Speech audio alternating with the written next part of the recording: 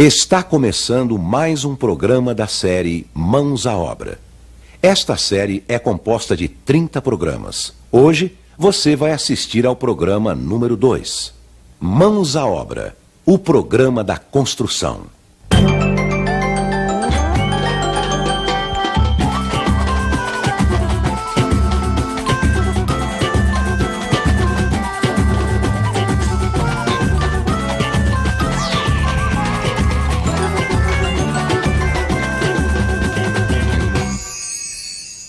No programa anterior conhecemos Pedro e Leila, um casal que construiu sua própria casa como fazem muitas pessoas hoje e são chamadas de autoconstrutores. Começamos também a aprender como se constrói uma casa. Mãos à Obra, programa 2, a escolha do terreno.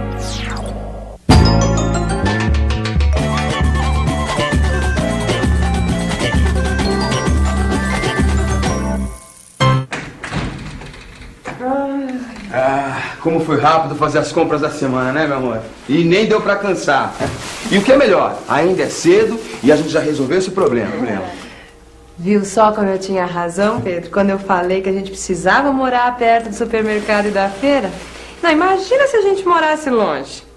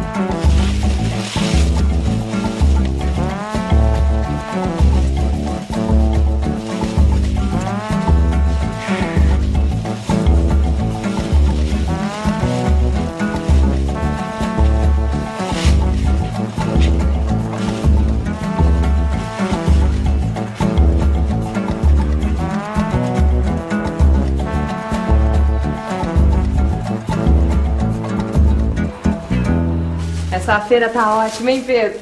A gente soube escolher bem. Opa, escolher bem é uma arte que exige paciência e atenção.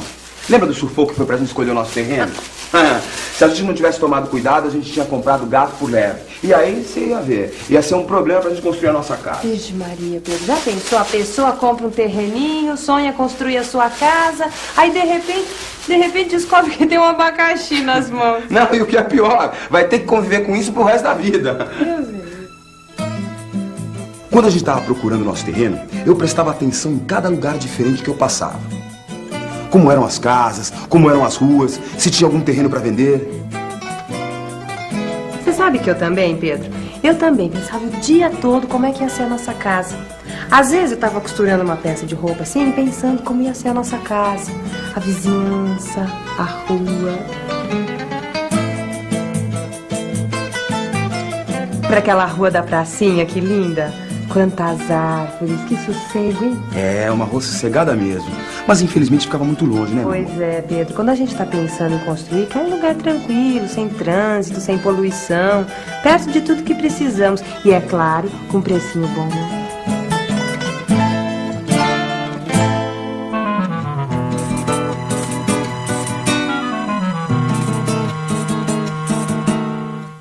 Mas como isso é difícil, né, Pedro? O jeito é escolher o melhor lugar de acordo com as necessidades da família. O primeiro passo é pensar na distância entre o terreno e os lugares que precisamos ir. A escola, o trabalho, o comércio, casa de amigos mais chegados.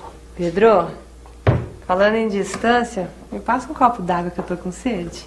Meu amor, claro, é pra já. Ainda bem que a nossa casa é perto do meu trabalho, dá pra ir a pé. Já pensou? Eu, na minha profissão, ter que pegar um ônibus, às vezes 2 ônibus, ir até a garagem, pegar mais um ônibus, passar o dia inteiro dirigindo. Pô, já pensou? Ia ser muito ônibus pra minha cabeça. Pra mim tudo bem, né? Porque minhas freguesas moram tudo longe, mas eu tenho condução fácil aqui perto de casa. Eu pego o ônibus no final, vou lendo uma revistinha, quando eu olho assim, pronto, já cheguei.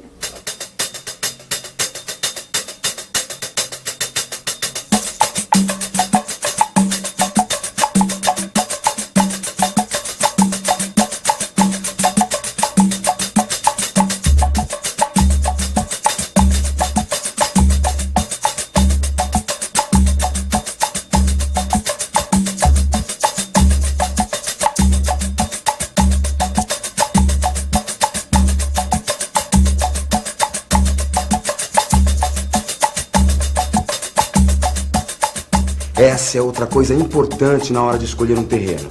A facilidade de condução. Ver se tem ônibus, trem ou metrô perto.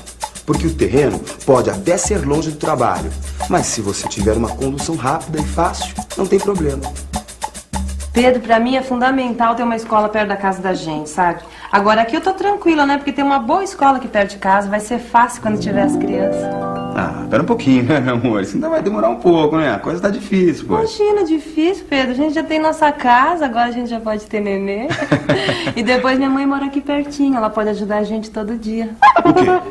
A minha sogra? Todo dia aqui? Ah, não, meu amor. Peraí, aí é que mora o perigo, né? Ah, minha sogra aqui todo dia, não. É a escritura primeiro, né? Depois a água, a energia, né? E o calçamento, né? Primeira coisa que a gente vai comprar tem de preferir isso daí, né? Você fazer uma construção boa tem que ser um terreno plano, né? Que não dá muito trabalho, você não vai gastar muito material. Passei aqui, estava vendendo esse terreno, aí nós compramos baratinho e construímos. A largura do terreno, né? A largura do terreno, no caso, então isso para mim foi uma opção de escolha, para mim foi a largura do terreno. Eu vim morar aqui, eu estava conhecendo minha mulher, né? Então ela já morava aqui faz tempo. Então aí eu decidi vir morar aqui. Ah, vim morar aqui porque a minha sogra me perturbava, bicho, sabe? E eu falei, vou sair fora dela. Passei a mão nos meninos e tchau e benção. Tá legal?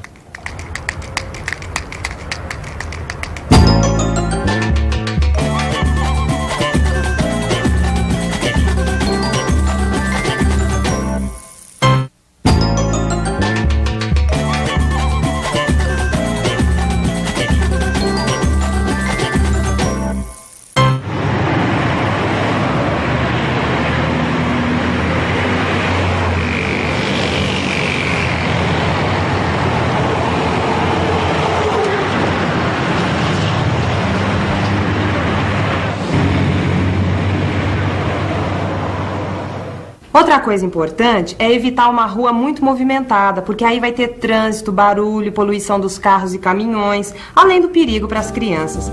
Por isso, é melhor morar numa rua curta ou sem saída. É, mas não adianta ser muito sossegado e não ter infraestrutura básica, como água encanada, energia elétrica, coleta de esgoto, rede de telefone.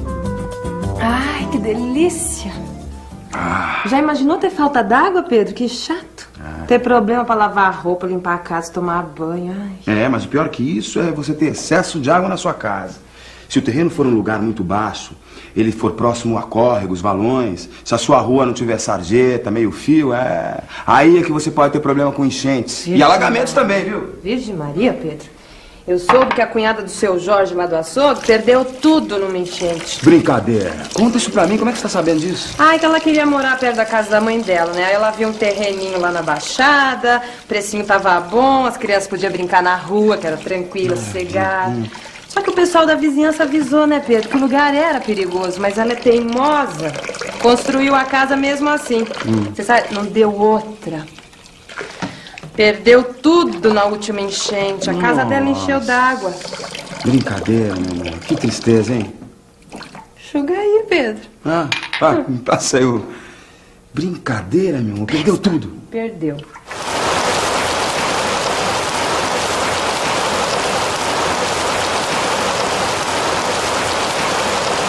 O problema é que a água da chuva corre dos telhados para o piso das casas e daí para a rua. Na rua, a água desce pela sarjeta até os bueiros e vai para o rio. Se o lugar é baixo e a rua não tem meio fio e sarjeta, pode alagar bem na frente da sua casa.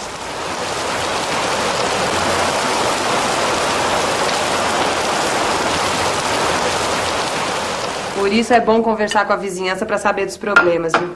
Lembra que eu perguntei um monte de coisa pra Dona Diva antes da gente comprar o terreno?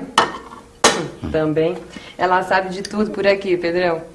Dos problemas da rua, da vida de todo mundo. Quem tá devendo dinheiro pra quem? Falando de dinheiro, meu amor, você sabe que eu não acreditei que a gente fosse conseguir pagar o terreno e construir a nossa casa. Era caro. Mas na hora que eu cheguei pro dono do terreno, fiz a proposta de pagamento e ele topou, eu vi que nosso sonho estava se tornando realidade.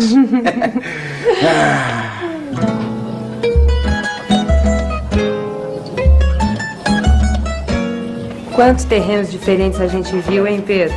Em cada um nós olhamos as vantagens e as desvantagens. Fomos anotando tudo que nos agradava e o que podia virar problema.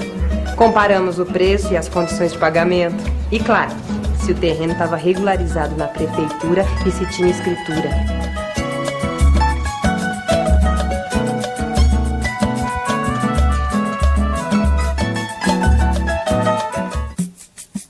Mas a coisa não parou aí. Depois de escolher o terreno, era preciso ter certeza de que a casa podia ser construída ali. Naquela época, eu pensava que a casa podia ocupar todo o terreno. Eu não sabia que a prefeitura exige um recuo na construção. Uma parte do lote que não pode ser construída. Normalmente, o recuo é na frente, em um dos lados e no fundo do terreno. Mas pode variar de lugar para lugar. Por isso, antes de iniciar a sua obra, você tem que se informar na prefeitura. E o seu Freitas, hein, Pedro? Convida ele um dia pra tomar cafezinho aqui em casa. Ele foi tão bacana com a gente, né? Um amigão. É verdade, meu amor. Eu lembro da primeira vez que eu entrei na loja do seu Freitas. Nossa, não sabia nada de construção. Tava empolgado com o terreno. E ele me ensinou um monte de coisa. É verdade, viu? Convidar ele pra tomar um cafezinho aqui.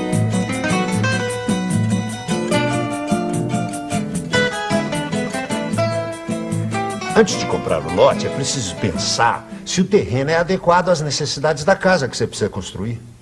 Conforme o tipo de terreno, ele pode dificultar o projeto e encarecer muito a obra. Como assim? Por exemplo, é preciso verificar a inclinação ou caimento do terreno. Quando o fundo é mais alto que a frente, facilita a retirada das águas da chuva e do esgoto. Se o caimento do terreno for na proporção de até 1 metro de desnível a cada 10 metros de comprimento, não há muito problema. E se o caimento for maior que 1 metro de profundidade a cada 10 metros de comprimento? Acima disso, a obra pode ficar muito cara. O senhor falou aí em caimento de trás para frente. E se for ao contrário, de frente para trás? Aí é o seguinte... Quando o fundo é mais baixo que a frente, poderemos ter problema com a retirada das águas da chuva e do esgoto. Se a proporção for de 1 metro de profundidade a cada 10 metros de comprimento, é melhor evitar o terreno, pois vai complicar a obra. E se a inclinação for lateral? Se não for grande, pode ser resolvida com um aterro ou retirada de terra. Você retira a terra do lado mais alto, coloca no lado mais baixo. Claro, assim eu não preciso comprar terra. Outra coisa importante é ver se as casas da vizinhança têm trincas nas paredes. Isso pode indicar se o terreno é duro ou mole e se vai ser preciso gastar mais dinheiro para fazer as fundações. Você conhece um trado? Trado? Não, não conheço. Eu conheço estrado. Não tem nada a ver uma coisa com a outra. Espera aí que eu vou te mostrar. Pronto, isso aqui é um trado. Ele serve para fazer buracos no solo.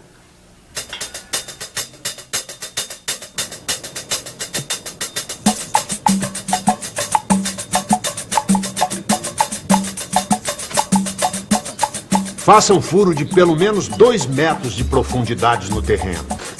Se for difícil furar, é porque o terreno é duro e isso é bom sinal.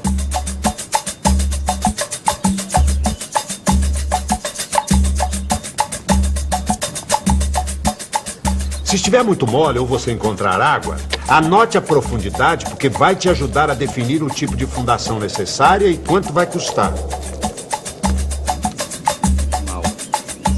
Se o terreno for muito mole e o nível da água estiver muito alto? Nesse caso é melhor escolher outro terreno. Pedro, converse com os vizinhos. Pergunte qual o tipo de fundação que eles usaram e se eles têm tido algum tipo de problema com infiltração de água. Puxa, quanta coisa que eu nem imaginava, viu, seu Freitas? Ainda tem mais. Você reparou se o terreno recebe bastante sol? Não. Mas o que o sol tem a ver com o terreno, seu Freitas? Ô, Pedro, tudo a ver. Você não vai querer morar numa casa úmida, que não seca a roupa, que seja quente no verão e fria no inverno, não é? Opa, aí é uma gelada, né, seu Freitas? Então trate de ver como é o movimento do sol ao longo do dia e como ele bate no seu terreno.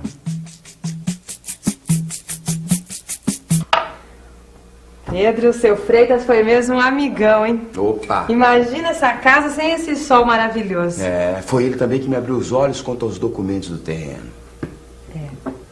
Você já checou toda a documentação do terreno? o registro de imóveis do vendedor, a escritura, o compromisso de compra e venda? Mas que documentos são esses? Esses documentos trazem todas as informações sobre o terreno e sobre os antigos proprietários. Assim você poderá ter certeza sobre a situação do terreno, se há dívidas ou não, se o vendedor é mesmo o proprietário. Olha, se você tiver dúvida, procure esse meu amigo. Ele é um escrivão de cartório de imóveis e poderá ajudar a resolver qualquer problema. Puxa, eu não sabia que era tanta coisa para construir uma casa, hein? Você ainda não viu nada, isso é só o começo. Ó, mas não desanime. Você quer construir sua casa, uma bela casa, não quer? Opa. Então, arregace as mangas, bom trabalho e boa sorte!